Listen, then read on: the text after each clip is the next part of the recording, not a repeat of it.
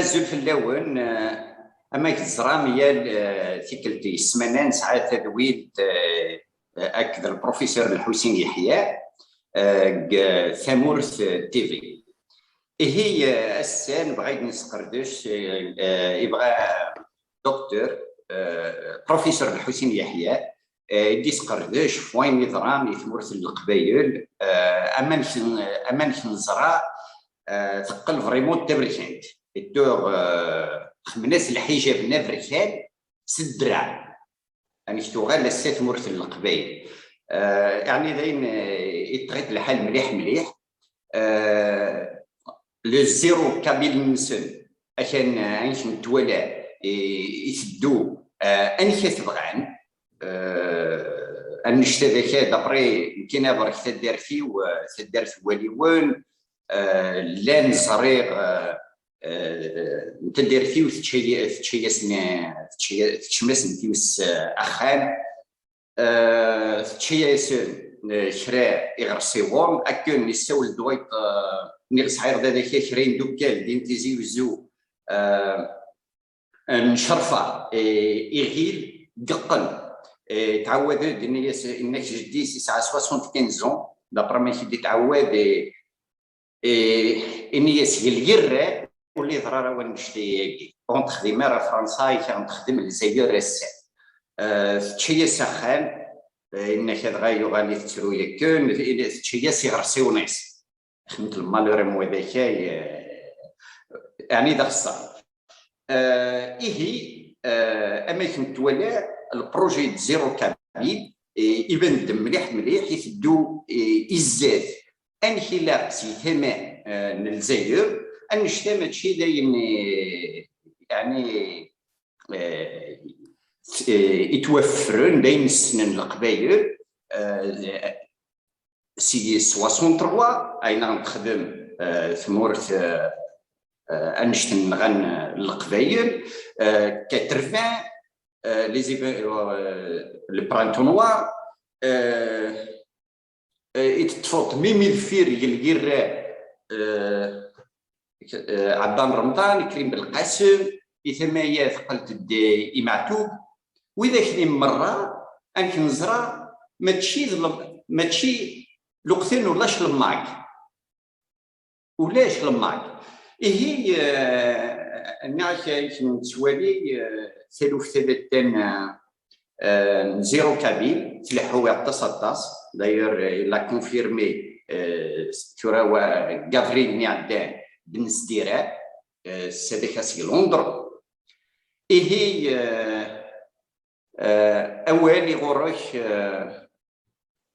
بروفيسور الحسين الميرتيك اكسير لازم مره مسفلي ضمن غادي تسمح السن داكي قال لي داكي تمريكتو كافا مسلين ثان زاتي كرزن اشكون داكي الصباح زيك السبعه مي لو سوجي فات اسمت الوسام évidemment c'est il est d'une extrême importance en fait le sujet en fait qu'on va aborder à Kednev l'opération génocidaire qui a frappé notre région, Tamurtna, la Kabylie. Et il a doit évidemment, c'est comme si Amazon, la Kabylie a subi un bombardement apocalyptique, le genre de bombardement américain au Vietnam. Ok? Même les Guéranais, les Français, avec la quatrième puissance du monde, ils n'ont jamais fait Shfer, par exemple, une des batailles les plus importantes dans la région des Iflis Noumelil, qui était le fief de Krim Belkacem.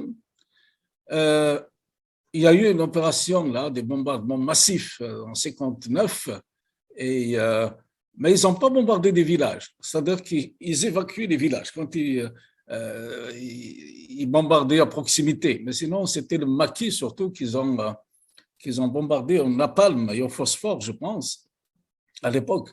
Et puis j'ai vu j'étais très jeune, mais j'étais hospitalisé, j'étais blessé moi-même à l'école, et puis j'ai vu des centaines, enfin des dizaines au moins de gens, de patients qui arrivaient, aussi bien des militaires que des civils, parce que j'étais hospitalisé pendant 3 mois dans un hôpital militaire à Dra al-Mizan, ok? Mais je ne me rappelle pas, en fait, pourtant j'ai des bons souvenirs hein, d'enfance là, mais je ne me rappelle pas avoir vu une catastrophe aussi comme celle qu'on vient de voir là en image. C'est vrai qu'à l'époque, on n'avait pas les lives, on n'avait pas les trucs, les vidéos, mais ce qu'on a vu là pendant plus d'une semaine, la Kabylie brûlée, et surtout l'absence en fait de toute aide internationale ou d'aide, je ne parle pas maintenant du pouvoir, on va y revenir, mais on dirait qu'il y avait une volonté délibérée de faire le maximum de morts, le maximum de dégâts.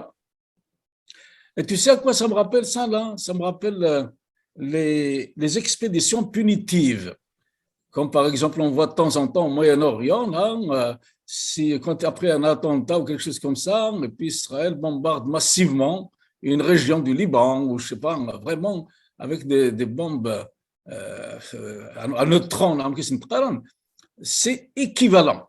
C'est équivalent, c'est comme si donc cette région, en fait, on l'a bombardée massivement pendant une semaine, ou plus d'une semaine. C'est ça l'équivalent, parce que le feu là qu'on voyait, je ne sais pas à quelle température ça atteignait, ça fondait même le métal. Même le métal, on a vu des métals, des autobus, des brûlés, complètement fondus, hein, des piliers métalliques.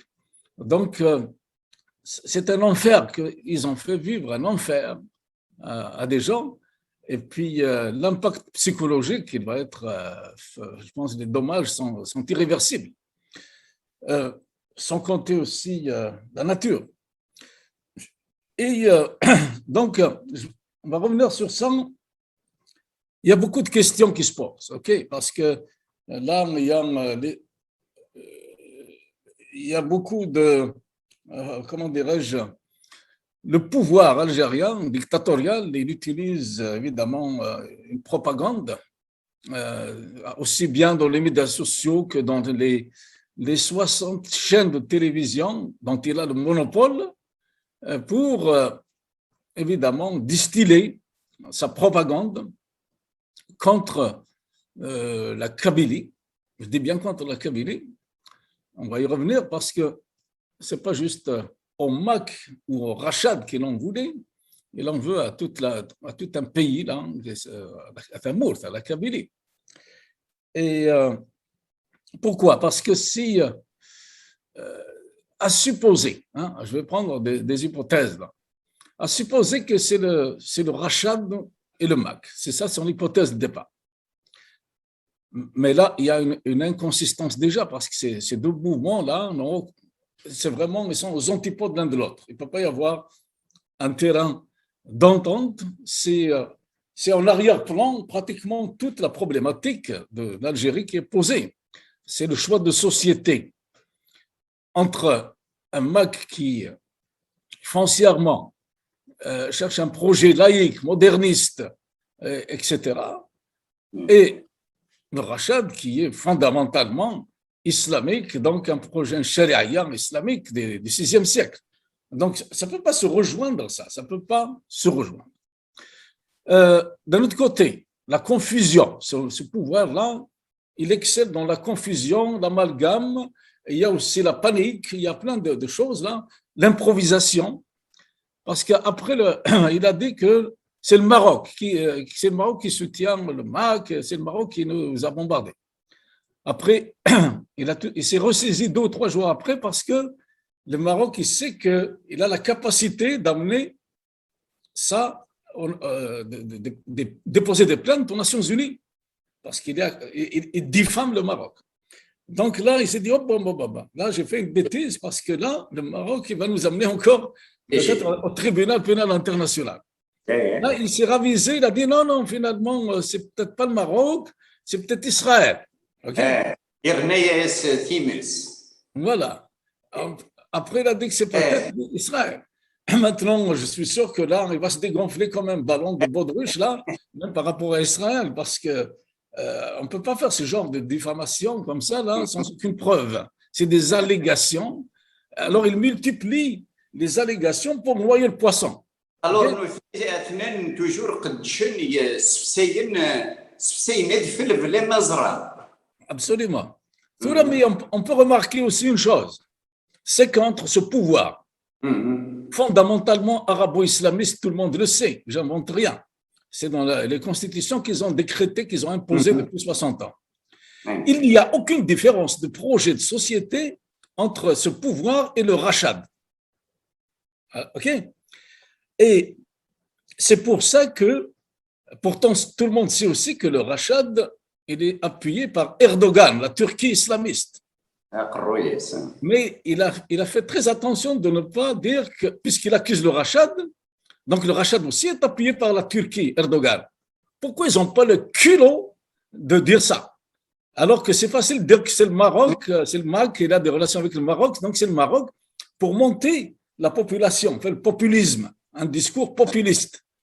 Et tout le monde sait que le Maroc n'apporte, en fait, peut-être la seule chose qu'il a appuyé le Maroc jusqu'à date, c'est la position de principe d'autodétermination des peuples autochtones. Hein? Et c'est verbalement, il a prononcé ça à l'ONU. Alors que, est-ce qu'on peut dire la même chose avec le rachat de la Turquie d'Erdogan? Il y a des lignes aériennes quotidiennes avec la Turquie. Les mouvements islamistes algériens, pas juste le rachat, même comment ça s'appelle, Mokri, là, ils squattent en Turquie. Ils prennent leurs ordres de la Turquie, ces islamistes algériens. Ils prennent leur argent de la Turquie. Mais, comme je te dis, là, c'est l'impasse totale, comme si la Turquie, c'est-à-dire comme s'ils autorisent la Turquie à s'ingérer, et ils s'ingèrent depuis longtemps, dans la politique interne de l'Algérie. Le Maroc, qui est notre voisin immédiat, lui, il n'est pas question. Pourtant, s'il y a bien un pays qui a un droit d'ingérence humanitaire en Algérie, c'est bien le Maroc et la Tunisie, c'est nos voisins immédiats. Et s'il y a une catastrophe en Algérie, ça va impacter directement le Maroc et la Tunisie, n'est-ce pas? Genre, par exemple, de catastrophes qu'on parle là, des feux ou même un changement climatique. En détruisant le poumon, un des poumons verts de l'Afrique du Nord, c'est toute l'Afrique du Nord qui est impactée. Donc, ça, c'est juste quelques remarques là, qu'il y a deux poids, deux mesures, même dans leur discours, là, il n'est pas cohérent, il n'est pas consistant. Mais la vraie question, voilà, que se posent les gens. On a vu comment il a manipulé les foules, il est venu faire assassiner un brillant jeune Algérien en Kabylie pour accuser aussi pour faire porter l'odieux, comme on dit là, sur la foule des Kabyles, et puis par extension sur toute la région, et par extension sur toute la Kabylie. Hein. Même vous êtes là-bas, là, vous êtes impliqués, hein, même si vous êtes à des dizaines de kilomètres du lieu. Mais la question fondamentale, c'est qui a brûlé la Kabylie? Ça, la question n'est pas répondue. Qui a brûlé la Kabylie? Ça ne sert à rien, en fait, l'assassinat du jeune, là, déplorable, bien sûr.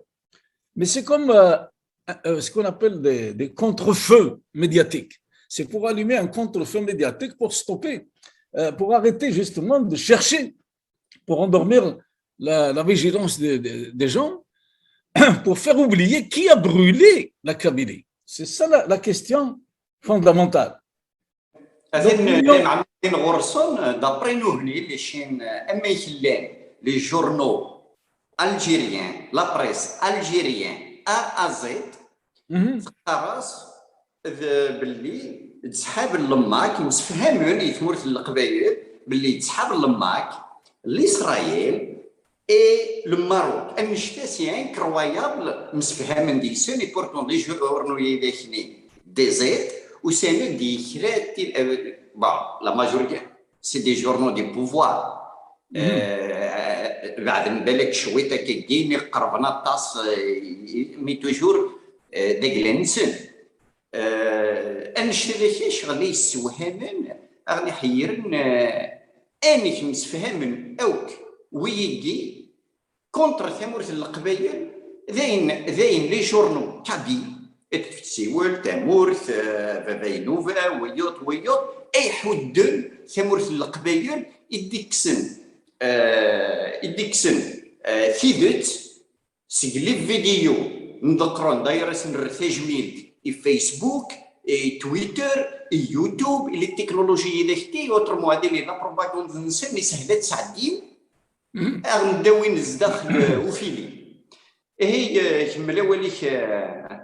Écoute, toutes les comment je dire les conditions, il y a des faits qui sont là, qui sont têtus comme on dit, et ce pouvoir-là il doit répondre à ces questions. Il y a des fortes suspicions que c'est eux. Pourquoi? Parce que d'abord, comme on l'a dit là, ces feux ils ont été déclenchés avec une certaine simultanéité, une certaine intelligence derrière, une certaine planification systématique. Ça, c'est la première chose. Ce n'est pas le hasard. Ce n'est pas un fait naturel qui va se prendre comme ça là, d'une façon aussi intelligente qui encercle des villages les plus riches de Kabylie. Et puis, il y a aussi d'autres choses qui sont très, très choquantes. C'est que, à supposer que c'est des feux naturels ou c'est des feux allumés par le MAC, okay? À supposer. Mais pourquoi alors avoir refusé l'aide internationale des Canadaires pendant 4 jours d'enfer et un feu qui progresse à une vitesse vertigineuse, plus de 10 km probablement, entre 5 et 10 km à l'heure, et qui ont ravagé toutes des régions, ils ont brûlé des gens pendant 4 jours. Est-ce que c'est pas pour laisser à ce feu-là de faire le maximum de morts, le maximum de dégâts? Okay? Là, c'est la responsabilité, c'est le pouvoir algérien. Okay? C'est ni l'Israël, ni le MAC, ni le Maroc, ni Za'atar. C'est eux qui ont refusé, on l'a vu, pendant 4 jours, ils refusaient l'aide internationale.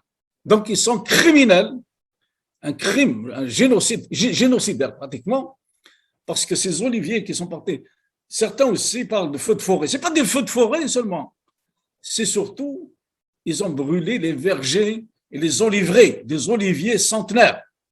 C'est-à-dire que les dommages, ça va être très difficile à les chiffrer. Perdre un olivier de plus de 400 ans, 500 ans, tu sais, Axel, il y a pas longtemps, il y a eu une bactérie, Xylella, qui attaquait les oliviers en Méditerranée. Et j'ai vu des images en Italie, par exemple, dans le sud d'Italie, il y a des oliviers centenaires, des fois comme ceux qu'on a en Kabylie, qui sont attaqués par cette bactérie-là qui les tuait. Et quand une famille italienne perdait un olivier, un vieux olivier, là, c'est toute la famille, le village qui pleurait. Ils pleuraient du sang. Parce que c'est plusieurs générations, cet olivier-là qui l'a nourri. C'est la mémoire, c'est le patrimoine de ces gens-là. Et ils le savent, ces fumiers-là. Ils attaquent là à un patrimoine terrible. C'est la même chose. Moi, je me rappelle des images que je voyais des Palestiniens qui pleuraient du sang aussi quand leurs oliviers étaient détruits par l'armée israélienne. Okay? Donc, on ne peut pas. Il y a une planification qui est faite derrière. Et puis, ce refus, surtout, comme je dis là, il faudrait qu'ils répondent. Je vais revenir là. Là, il y a déjà des plaintes qui sont déposées à la Cour pénale internationale. Il va y en avoir d'autres. Et il va falloir qu'ils répondent à cette question. OK? Cette non-assistance à population en danger. Cette non-assistance même à la nature en danger. Parce qu'il y a les oliviers, il y a toute la faune aussi qui a été cramée, comme les singes magots, comme des espèces d'oiseaux là rares qui sont uniquement qu'on trouve en Kabylie. OK? Donc ça, on va y revenir pour la Cour pénale internationale. Donc, c'est actuellement, ce pouvoir-là, tu sais ce qu'ils ont fait cette semaine pour encore noyer le poisson? Ils sont des champions dans l'amalgame noyé et le populisme. OK? Zama, ils ont lancé 500 enquêtes nationales pour trouver les pyromanes. et ils arrêtent des jeunes, des mineurs apparemment, une quinzaine de mineurs. Ces enquêtes nationales-là, je vais le dire tout de suite, là, c'est vraiment de la bullshit, comme ils disent les Américains. De la bullshit. Pourquoi? Parce que jamais, depuis 60 ans qu'ils ont confisqué le pouvoir, qu'ils ont fait un coup d'État, il n'y a jamais eu une enquête nationale qui a abouti à quoi que ce soit, malgré les dizaines de crimes contre l'humanité, des fois, qu'ils ont commis. Okay, ne serait-ce que 2001, il y a eu même un semblant d'enquête, l'enquête dirigée par Maître Issad de Bura, qui a remis un rapport au bout d'une année sur l'assassinat des 130 jeunes Kabyles en 2001. Et ce rapport-là a été jeté à la poubelle par le pouvoir. On n'a jamais eu de suite. Okay, ça, je prends juste ça comme un exemple. L'assassinat du président Boudiaf en plein public, devant les caméras du monde entier, ou les caméras nationales en tout cas, ils l'ont assassiné pendant qu'il parlait à la télévision nationale. Ça n'a rien donné jusqu'à aujourd'hui. Là. Et où l'enquête? Et je ne parle pas de la fameuse décennie noire où ils ont assassiné. Là, il y a un génocide encore. Entre 250 000 et 300 000 civils algériens innocents, souvent décapités. Donc, des barbares, des crimes barbares en plus, là, de génocide. Jusqu'à aujourd'hui, il n'y a aucune enquête nationale qui a abouti à quoi que ce soit. Je peux multiplier ces exemples-là. Donc, c'est pour dire que ça encore, c'est une tentative de diversion, parce que j'ai regardé un peu ce que dit la Cour pénale internationale. Ils disent que quand il y a... ils peuvent enquêter, évidemment, quand on a déposé des plaintes, mais pourvu... il ne faut pas qu'il y ait des enquêtes déjà en cours national. Donc, c'est pour retarder des enquêtes internationales. Disons, ils vont faire leur propre enquête là. Donc, c'est pour empêcher, faire barrage à une éventuelle enquête internationale. Mais là, c'est de ça justement que je voulais en parler. Je pense que la diaspora, honnêtement, là, il ne faut pas qu'on perde du temps dans ces discours-là, dans l'essayer de polémiquer avec un pouvoir criminel. Je crois qu'ils ont raison. C'est ceux qui ont déjà déposé une première plainte. Je pense que le MAC a déposé une plainte déjà à la Cour pénale internationale. La diaspora, ce qu'on doit faire. Ici, à Montréal aussi, au Québec, c'est pas le MAC, mais c'est les Algérianistes, en fait, d'ici de Montréal, qui sont en train de déposer aussi une autre plainte internationale pour la Cour pénale internationale afin de déclencher déjà, de diligenter une enquête. OK? C'est la seule qui est crédible aux yeux de tous les, je pense, de tous les Kabyles en tout cas, et de l'opinion publique internationale, de tous ceux qui veulent chercher la vérité. Parce que voyons donc, on a ici deux versions, celle de l'État, du pouvoir, illégitime en plus en Kabylie, tout le monde le sait, on n'a pas voté pour ce pouvoir-là, qui nous attaque, qui nous fait une telle agression. Et puis, il nous accuse en plus de ça. Donc, il faudrait porter ça. On ne peut pas être jugé parti, comme on dit là. De quoi a peur le pouvoir d'une enquête internationale si advenant qu'il est innocent? Je crois que s'il était innocent, il va même ouvrir la porte, encourager tout pour faire éclater la vérité et d'accuser à ce moment-là le responsable. C'est le moment ou jamais d'accuser, de discréditer le MAC aux yeux de l'opinion publique internationale et qu'on ferme le dossier. Mais c'est ça qu'on demande. Une enquête indépendante, une enquête, ce qu'on appelle une enquête impartiale. C'est la seule chose qui peut tirer au clair, sortir la vérité. Okay? Maintenant, il faut les accompagner, ces enquêtes-là. Qu'il y ait une demain ou dans 6 mois, je ne sais pas. Mais la diaspora est là comme devoir, je pense, moral, de faire aboutir la vérité, donc d'encourager l'avènement de cette enquête, de saisir donc déjà la Cour pénale internationale, il peut y avoir plusieurs plaintes.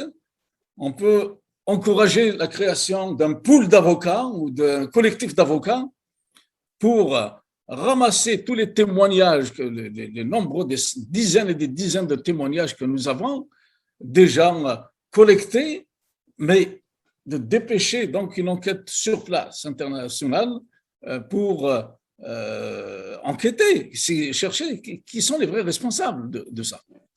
Donc la diaspora, elle peut organiser même des cagnottes, on l'a fait pour le Covid-19, pour l'oxygène, pour payer ces collectifs d'avocats.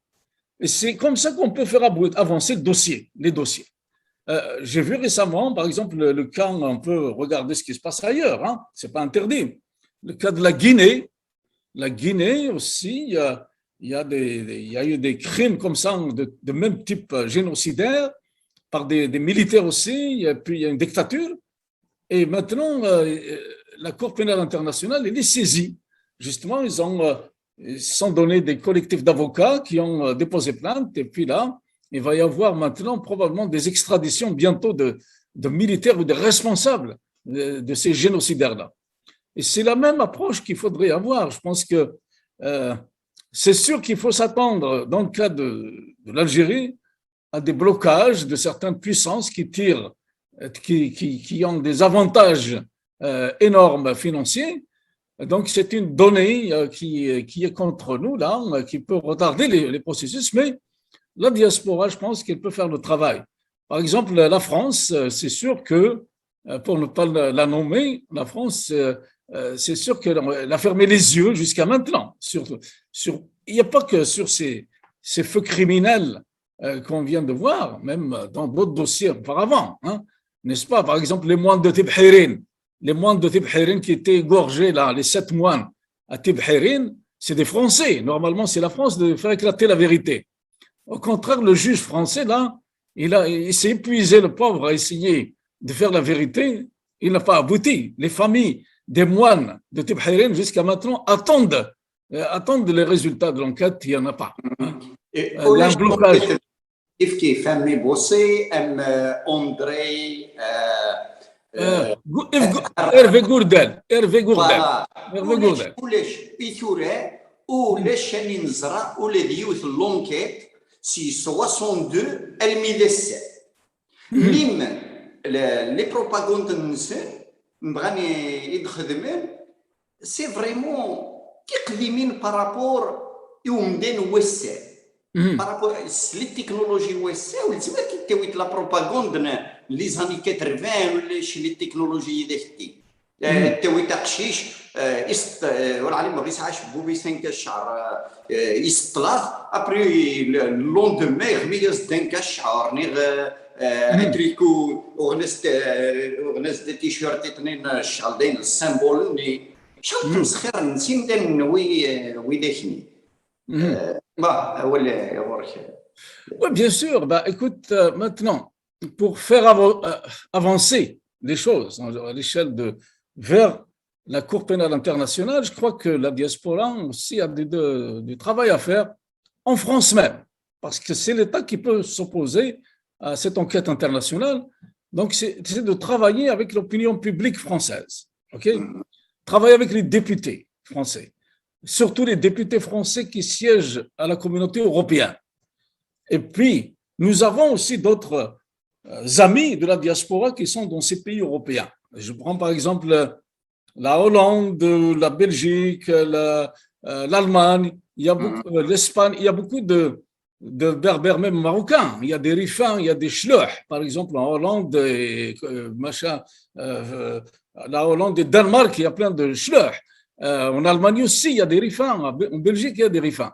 Je crois que dans ces circonstances-là, nous pouvons faire appel à la diaspora amazigh élargie en Europe, là, pour que ce dossier, la communauté européenne appuie ce dossier-là à la Cour pénale internationale.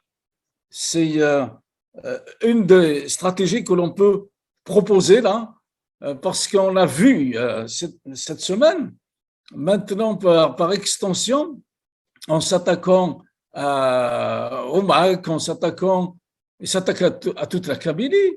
Ensuite, il s'attaque à tous les Amazirs. Hein. Ils sont en train de mener une propagande mensongère. En fait, et même ça peut faire l'objet d'une plainte, rien que ça là. La plainte pour apologie de génocide. Apologie de génocide, c'est ce qu'ils sont en train de faire. Ils ont actionné, comme j'ai dit là, tous leurs médias, leur petit agent de DRS, Jean Rafah, etc. Ils sont en train de mener une campagne, même au sein de la diaspora, pour font des appels au meurtre, des appels à génocide.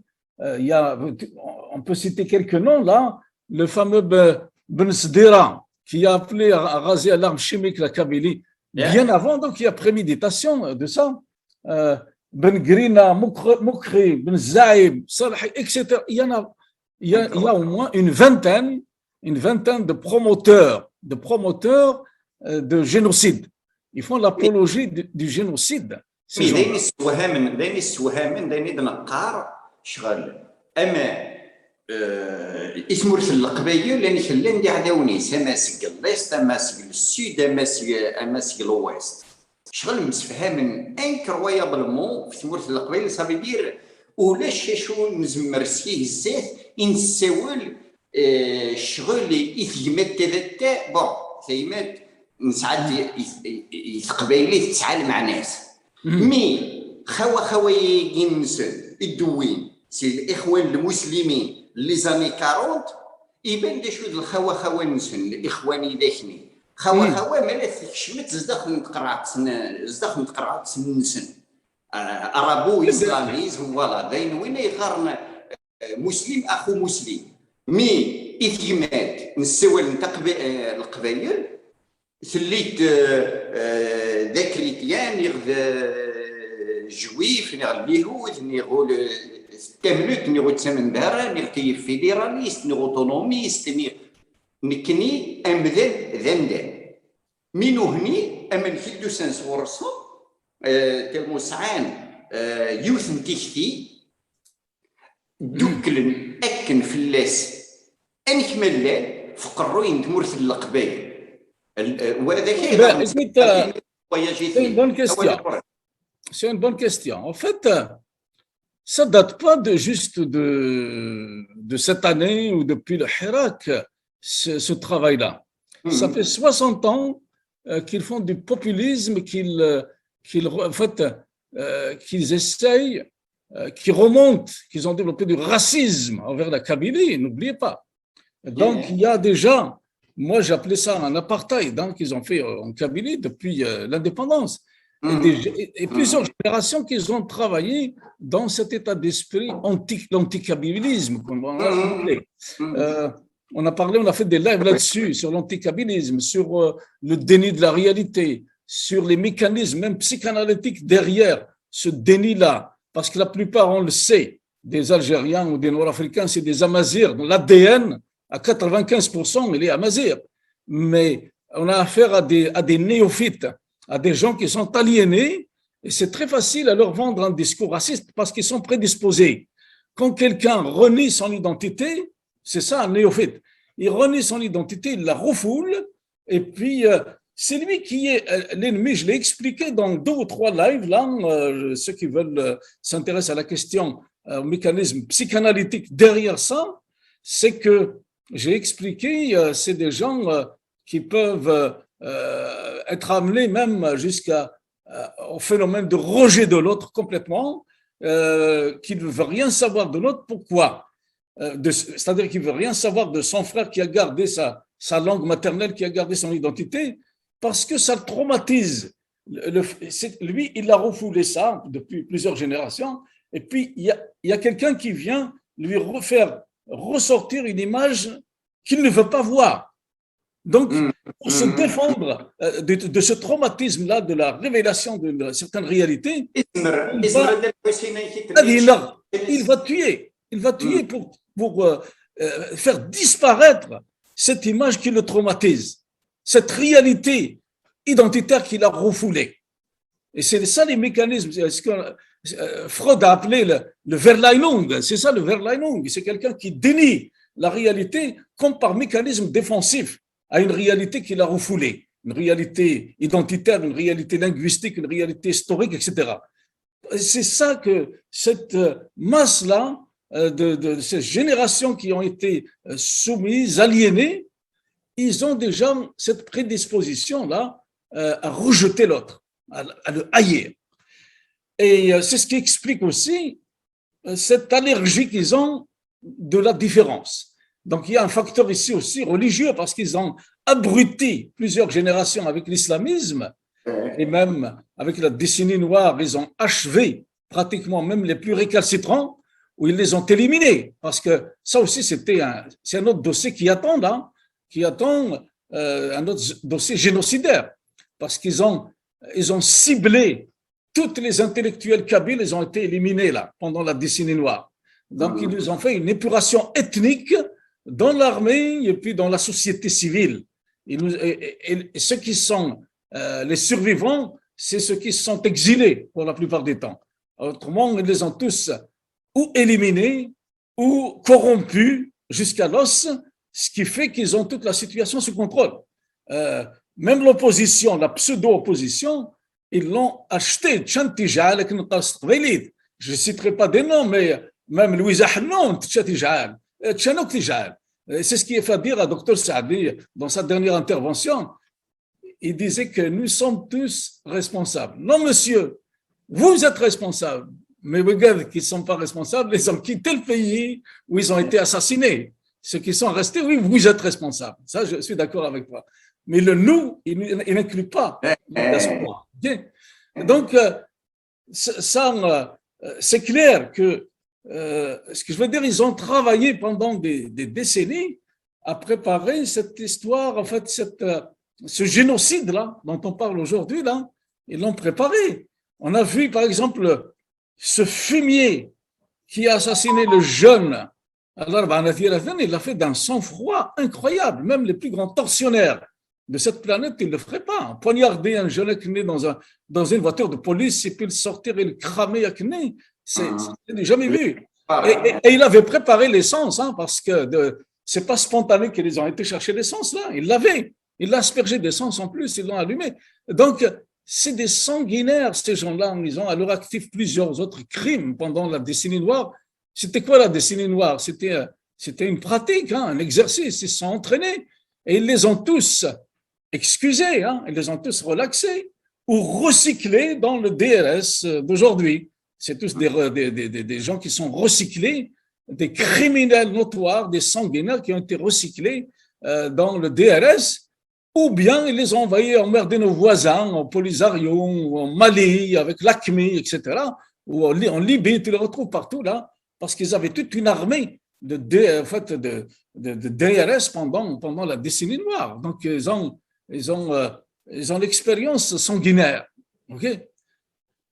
Donc, c'est un peu, ça c'est pour répondre à ta question, tu dis que, en plus, les réactions sur le racisme, là, qui est exacerbé au plus haut sommet, il est entretenu même par le pouvoir. Hein, tu as vu le discours incendiaire de Tebboune, ils sont en train de chauffer des foules contre, c'est des appels carrément à génocide que l'État algérien est en train de pratiquer, en désignant comme ça du doigt toute une région et en la bombardant systématiquement. Si réellement, d'ailleurs, la contradiction, si réellement c'est des gens du MAC qui ont fait ça, ou des rachad là, mais c'est pas pour ça que tu vas raser toute une région. Le rachad qui les accuse aussi là, le rachad, je ne sais pas d'où il est, Zétot là, mais est-ce qu'ils ont été rasés la région de Zétot? Est-ce qu'ils ont été rasés la région, par exemple, on se rappelle la décennie noire, des vrais terroristes qui ont exterminé 300 000 Algériens.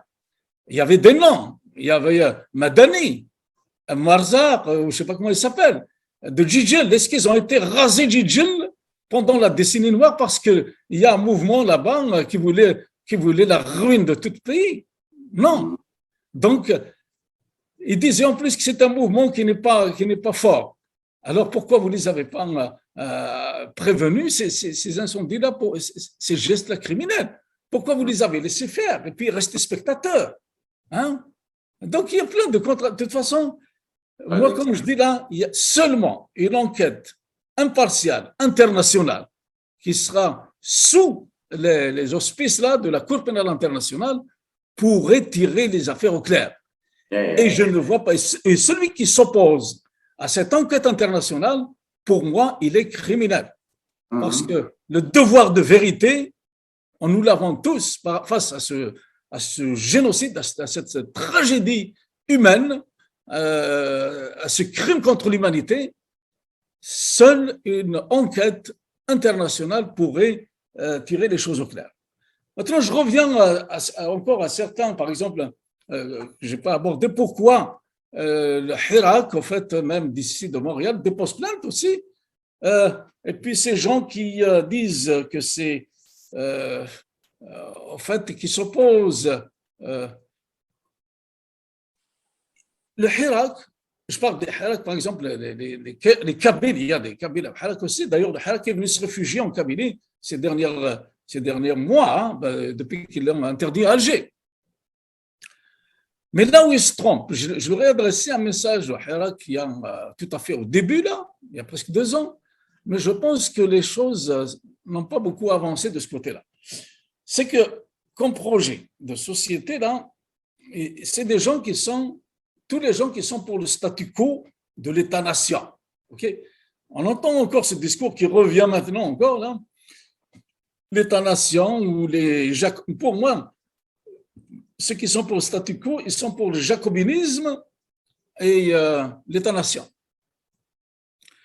Et c'est là qu'ils se trompent lourdement, je crois, là, lourdement, quant à retrouver la sérénité, la stabilité de l'Algérie ou de l'Afrique du Nord. Nous ne sommes pas dans les années 60. Aujourd'hui, on est au 21e siècle.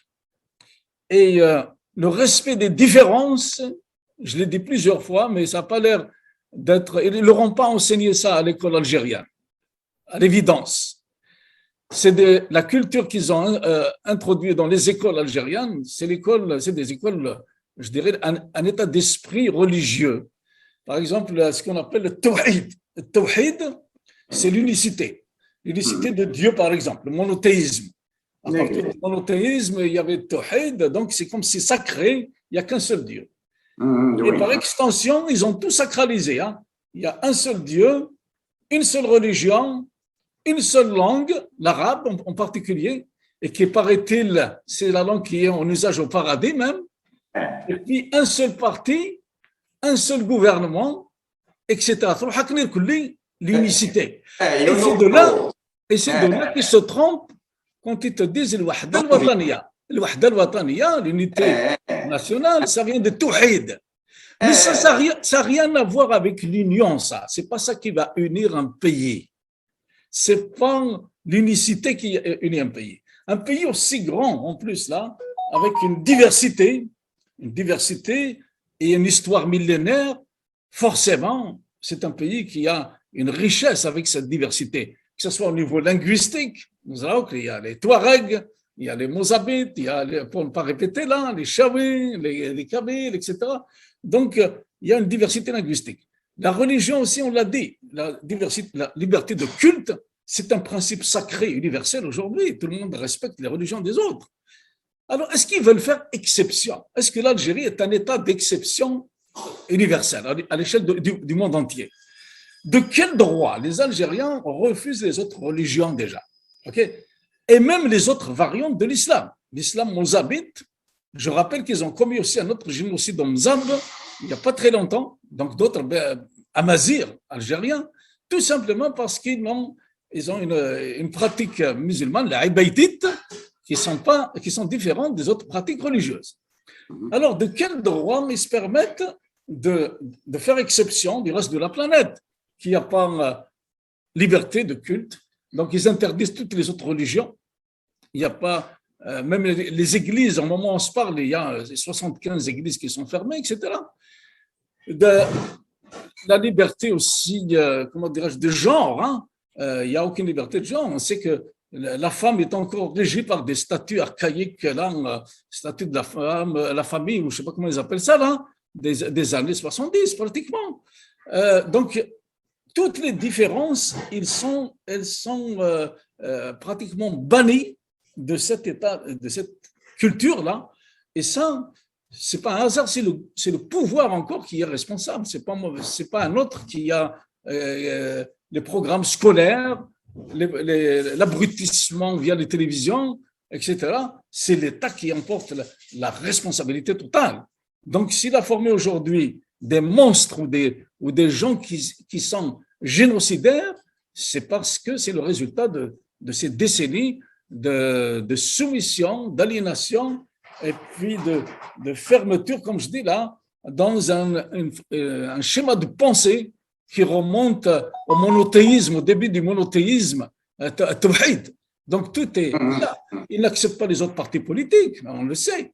Ils n'acceptent pas tous les libertés d'opinion. Combien de gens qu'ils ont kidnappés parce qu'ils pensent différemment. Donc c'est tout ça là. Et que le peuple algérien maintenant, j'ose croire qu'il y a encore même la composante arabophone, qu'ils ont une composante dans la diaspora peut-être qui réfléchit. Mais c'est suicidaire ce qu'ils sont en train de l'état d'esprit, le populisme qu'ils sont en train de développer là-bas. Donc, c'est inacceptable aujourd'hui au reste du monde. Au reste du monde. Voilà. Et ce qu'ils disaient, tu te rappelles, il n'y a pas si longtemps, un discours des hirakistes là qui te disent il n'y a pas d'Algérie sans la Kabylie, ou bien il n'y a pas de Kabylie sans Algérie. Okay? Mais aujourd'hui, ce que je leur dis là, cette Kabylie-là, vous dites que c'est le cœur de l'Algérie, il y a toutes sortes de slogans là-dessus, là. Mais aujourd'hui, cette Kabylie, vous l'avez brûlée. Enfin, pas vous, mais l'État algérien l'a brûlée complètement. Donc, la Kabylie n'existe plus et l'Algérie non plus, puisque vous dites que il n'y a pas d'Algérie sans la Kabylie. Donc, la Kabylie étant brûlée, il n'y a plus d'Algérie donc aujourd'hui. Toutes les aventures sont ouvertes. Bon, ce que je leur ai dit il y a 2 ans, c'est qu'il faut réfléchir à d'autres formules dans un État aussi grand, où il y a une diversité à faire respecter pour mettre à niveau l'Algérie au niveau des nations. Là, c'est une mise à niveau qu'elle a besoin. Et cette mise à niveau-là, il faut regarder ailleurs, on n'a rien inventé. Comment cette diversité, ce respect des différences, il est géré dans les États qui sont aujourd'hui avancés. L'État jacobin, on l'a dit plusieurs fois là, l'État central, l'État-nation, c'est terminé ça. Il n'y a que la France qui survit, à peine, avec cette modèle.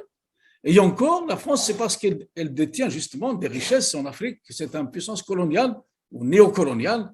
Autrement, elle serait déjà rendue dans le rang des tiers-mondes.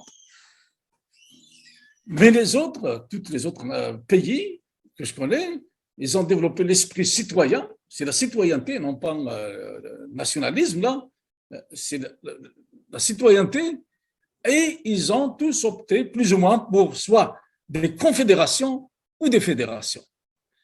Maintenant, les Algériens qui ont un souci, qui ont à cœur l'union ou la cohabitation pacifique, etc., je pense qu'ils doivent réfléchir, il est temps, plus que jamais, de réfléchir à ces modèles-là, par exemple de confédération. On a donné souvent l'exemple de la Suisse, avec 4 langues différentes et qui cohabitent pacifiquement parmi les meilleurs pays les plus développés au monde. On peut parler même des fédérations comme l'Allemagne, etc. Donc, dans le cas de l'Algérie, je crois que c'est la seule option qui reste pour ceux qui veulent sauver un peu les meubles, parce que les dégâts maintenant, ils sont faits. Les dégâts, ils sont faits, c'est presque irréversible. Donc, ceux qui veulent encore penser l'avenir, je pense qu'ils doivent penser à ce terme-là, de penser comment ne pas compromettre même une idée qu'un jour, il va y avoir une confédération d'États indépendants. Mais maintenant, pour barrer la route à l'indépendance de la Kabylie, je pense que c'est impossible. Impossible. Ils ont franchi plus que la ligne rouge, là. C'est des générations. On a vu comment on a été affecté déjà en 2001, quand ils ont tiré sur 130 jeunes Kabyles, les gendarmes, et qui n'ont même pas été arrêtés, soit dit en passant, je vois mal aujourd'hui les survivants, moi je vais les appeler maintenant les survivants Kabyles, là, de Kabylie, oublier ça dans peut-être 5-6 générations, peut-être jamais. Donc, ils ont franchi vraiment plusieurs lignes rouges là, comme on dit. Donc, c'est pour ça que la seule maintenant, je pense, alternative, c'est de faire intervenir la communauté internationale, les Nations Unies, ou faire d'abord diligenter une enquête pour vérifier tout ce qu'on est en train de dire, hein, parce qu'on peut nous accuser de tous les torts, mais nous, on n'a pas peur d'affronter la justice internationale. Alors qu'ils aient le culot et le courage de venir nous affronter sur cette échelle-là. Je pense que c'est vraiment sur ça que la diaspora devrait maintenant porter ses efforts, son énergie là, c'est d'amener une enquête internationale. Et celui qui va s'opposer, j'aimerais bien qu'il réponde pourquoi. Pourquoi qu'ils ne veulent pas qu'il y a une justice impartiale qui vient enquêter déjà sur les responsables, sur ces pyromanes-là, et puis sur ceux qui sont en train de continuer à faire l'apologie du génocide, et puis l'écocide aussi qu'ils ont commis. Tu sais, il y a plusieurs organisations internationales qui vont être saisies dans les prochains jours, les prochaines semaines, parce que là, ils ont porté atteinte gravement à l'environnement de la région qui est très fragile, hein, soit dit en passant. Très, très fragile. Les Africains, l'Afrique subsaharienne, ils sont en train de s'étriquer là pour faire un petit barrage vert pour stopper l'avancée du désert vers le sud. OK? Nous, le dernier végétal qui reste là, même pas sur une largeur de 100 km à peine, ils l'ont brûlé comme on l'a vu là, sous nos yeux. Hein, sous nos yeux. Alors, est-ce qu'il y a des Algériens demain qui veulent être rendus complices de ça? Rester spectateurs. إلا وين دار حسين même les écologistes والسعنا على لا فرونتيير les écologistes والسعنا على لا فرونتيير تموك شغل سنانين زمرة سناني بالك هذا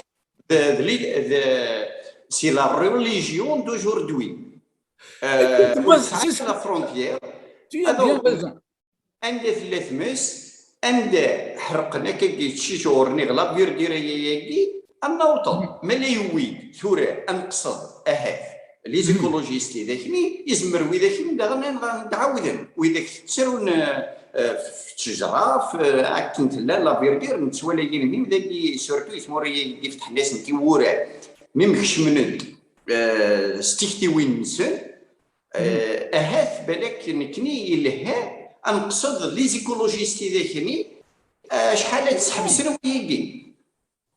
Tu connais Greta Thunberg? Greta, Swedish. Oui, Greta. Greta. Elle est au courant, mais on doit la saisir. Elle touche énormément de jeunes à travers la planète. J'espère qu'il y a quelques jeunes Algériens aussi qui s'intéressent à ces questions environnementales. Sinon, il est temps qu'ils se réveillent un peu. Okay. Mais tu as parfaitement raison. Ce que je disais, si tu brûles une région dans un pays, là, c'est tout le pays c'est le climat de tout le pays qui est atteint. Quand on dit que la Kabylie, c'est le cœur de l'Algérie, mais c'est aussi le poumon d'oxygène. Ok? Le poumon d'oxygène. Comment? C'est sûr qu'ils vont être impactés par le changement climatique. ديك شمن ديريكت وذاك لي زيكولوجيستي ذاك لو سامي يخمن وورلد ساميت ذاك يفيان نهني لي مومبر نسن سي امريكان يتسن ارنولد شوارزينيغر داير اسمي روحي لزاير يهضر فنشتي فواكي غريتا سي لا سويد ils sont partout dans le monde ويجي وسعنا على فرونتيير ندين مغندين داير ثورة وطن الميداين قرنا كلا قلنا ينج فازقا هكا قارن ماشي تشجور فازقا لين لي بكتيري لي زانيمو هكاكي ميم la nature en général la nature en général oui Tout à fait. Donc, j'ai parlé en français exprès parce que pour que l'opinion publique nous suit un petit peu là, surtout l'opinion canadienne. Mais c'est sûr, également, que soit donc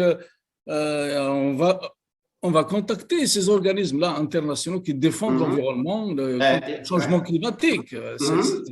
C'est un autre dossier. Il y a aussi le Covid, donc l'Organisation mondiale de la santé. L'Organisation mondiale de la santé, parce que là, il y a une volonté délibérée de tuer par le Covid juste avant les feux.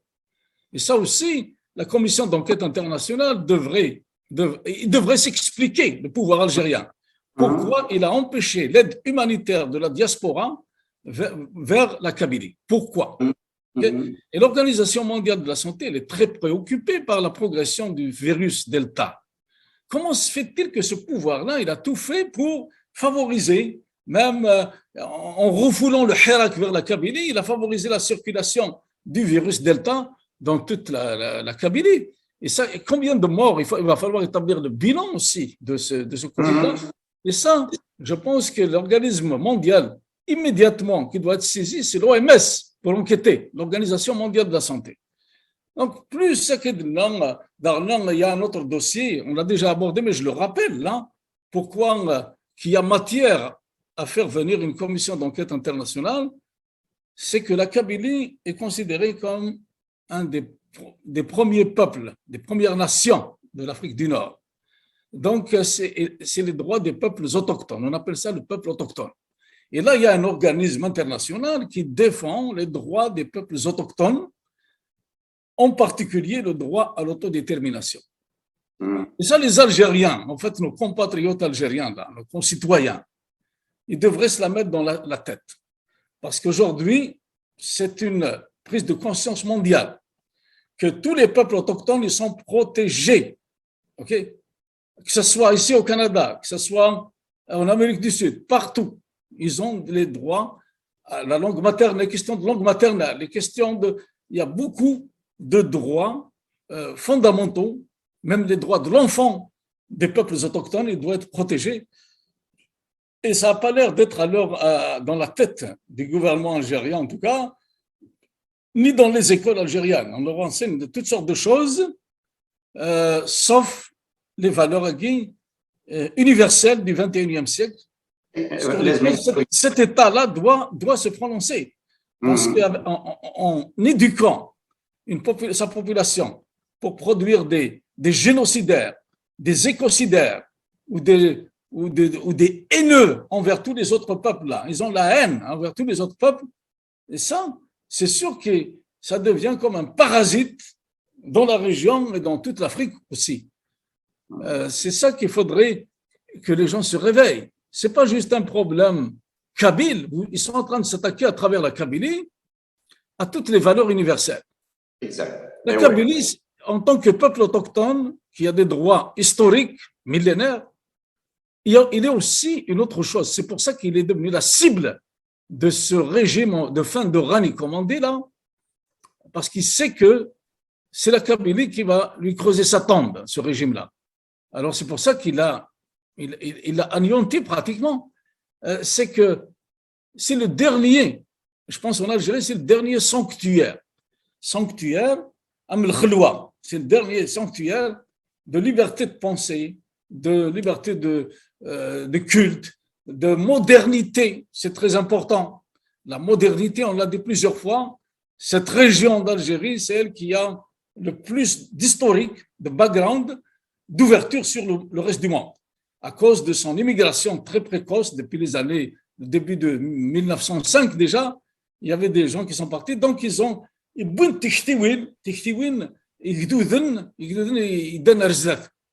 c'est ça qui leur fait peur, en fait. Parce que cette région-là, comment aller rattraper les autres nations. Et c'est ça qui contrarie le projet de société de l'État algérien dictatorial. Parce que eux, leur projet, je le répète et je le redis encore, c'est de revenir à une période révolue de l'islam ligne des débuts des invasions, des Ghazawat, parce que ce qu'ils viennent de nous faire là, c'est comme une razwa en Kabylie. C'est une razzia. Le mot razzia, il vient de razwa. Ils ont brûlé. Et tu sais, je terminerai là-dessus, Axel, là, ce matin, parce qu'il est un peu tôt. Pour moi, c'est que يمازيغن ليبيا مكيس نقارن يخورطو ثناكين يغيصرغنا كاكين قارناس جوستمون يصرغينا السينارا كنقاسني عرفوفن هنا قارناس يصرغينا مازيغن ليبيا اسمي استقصاغيون ذاك الطاليان فيرموندو نتا ستان لانغويست نا سانسي دي وين موا كيصرغينا نتا الى étudié في مازيغ ليبيا فيرموندو انك ça vient du verbe يرغى parce que ils brûlaient les champs, les invasionnés, ils brûlaient les champs des sédentaires.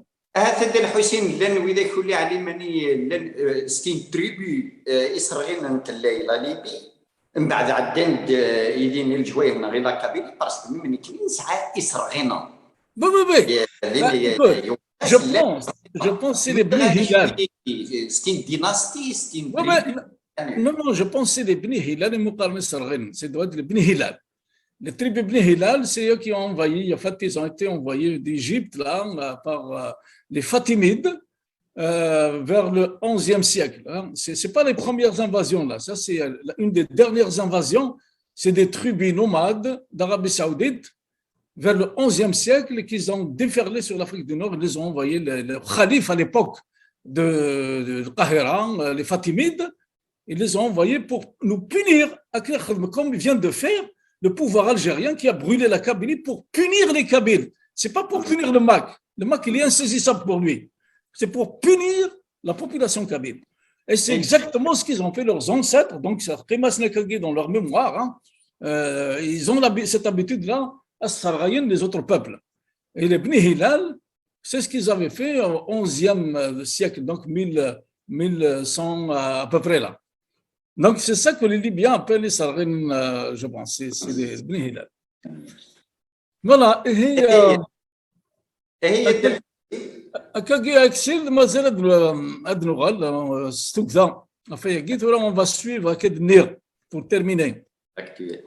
La priorité des priorités القبائل et même nos cousins imazighen يريفين لاني l'Europe يشلحيا لو نتني la enquête internationale parce que ce régime là ne veut pas juste pour les Kabyles, il veut pour toute l'Afrique du Nord. Voilà, mais ils ont brûlé. C'est le pouvoir, hein, c'est le pouvoir qui est derrière. Hein. Ils ont brûlé le drapeau à Mazir. Donc ça signifie tout.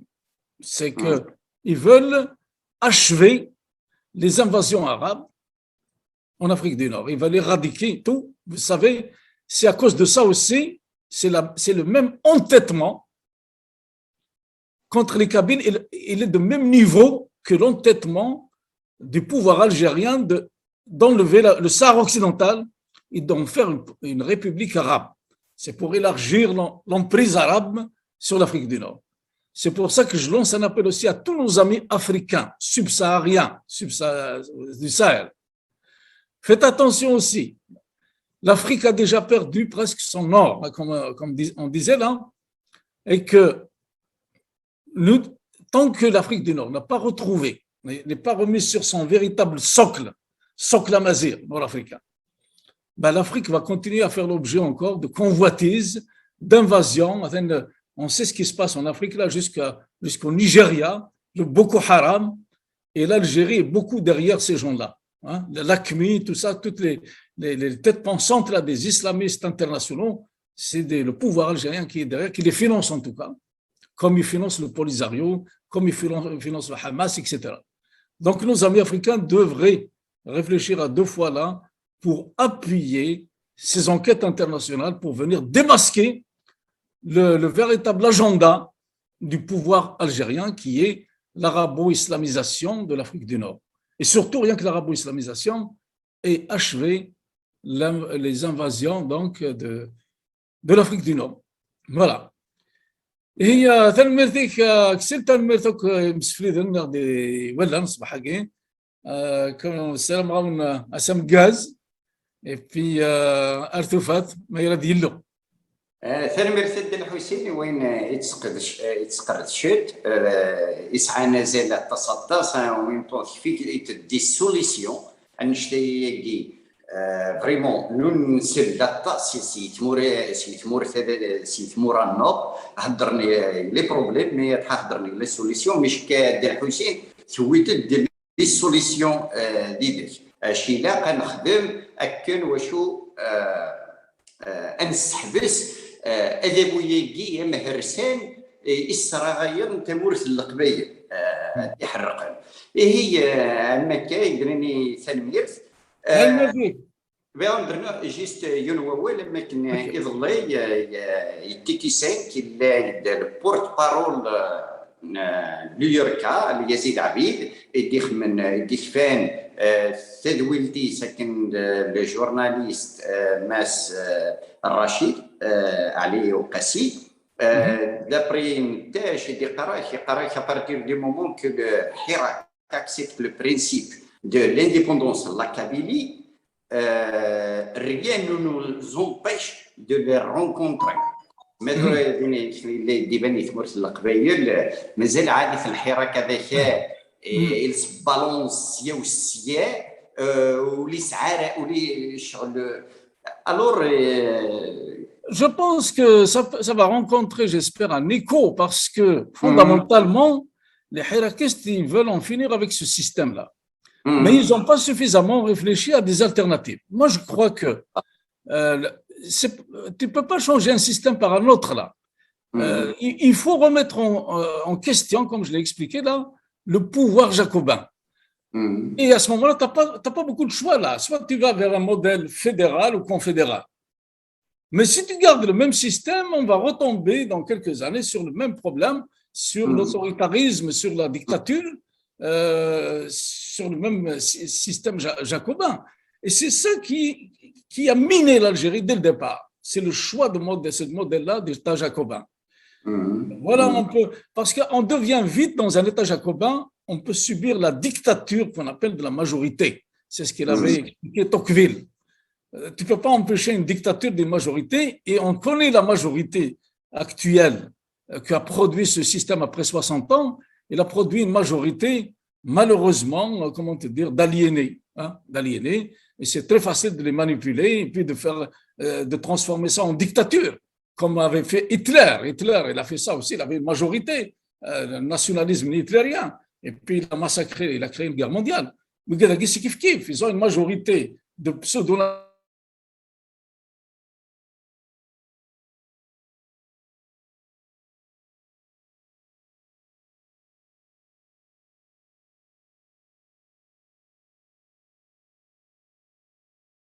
les hirakistes qui sont au Canada en particulier, ils voient comment le Canada est organisé, comment on respecte les Québécois, comment on respecte chaque région, etc., comment on respecte les différentes croyances. Donc, ça devrait leur inspirer d'exemples, qu'il y a d'autres choses, comment gouverner un pays, que d'avoir un État jacobin qui continue dans sa dictature de la majorité. Ok, Axel, merci beaucoup. المرتاد الحسيني هي كان يفوت تدويل تاع كي البروفيسور الحسين اما كذا غنسي سي ثامور تيفي اسنرين تفغست ثمقرانت وذاكني يموتناوك يتمثل الثاني الاكسجين يخصون يتمرث القبايل هي كذا غون ثورا من كيديفان الحال لان 144 لان وذاك يدي قرن 180 اي موثن ديجا يتمرث القبايل مسال التا فريمون بين اغني قرحنا الطاس دابا ما كون داغون فوالا اسنر داغون تبغوس تيبيس قشيش هذاك جمال بن اسماعيل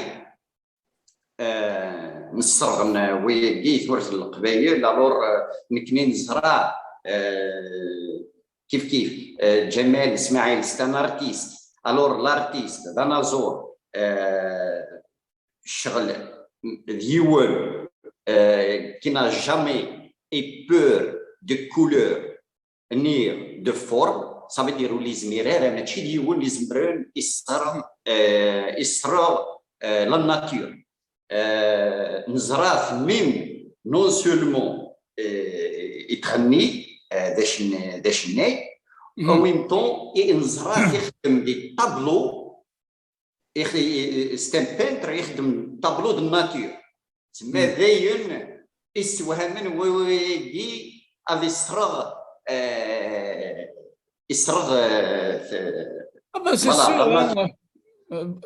بن درجاز نغنى في غريفاس لنا vous accusez. Écoute, je vais être obligé d'arrêter. كان غزول دحميان يوث مثلا لا دياسبورا الى لوروب لا دغام قال الى يدك ديالنا ريبوبليك تشاك الى يون صغنا قروجي ما لا تسمح سيسد سواداس ازول دحميان قال الى دغنا الى المان سمثا اما اليزيد اما الدرابح الى ذينا يسوون يلوبك ما نسعى مريوين بسبة يحيى موسى لنا اتصل الى المان سواداس نو كازول دحميان سنينيغ on va suivre ça de très près les commissions d'enquête internationale et la Cour pénale internationale.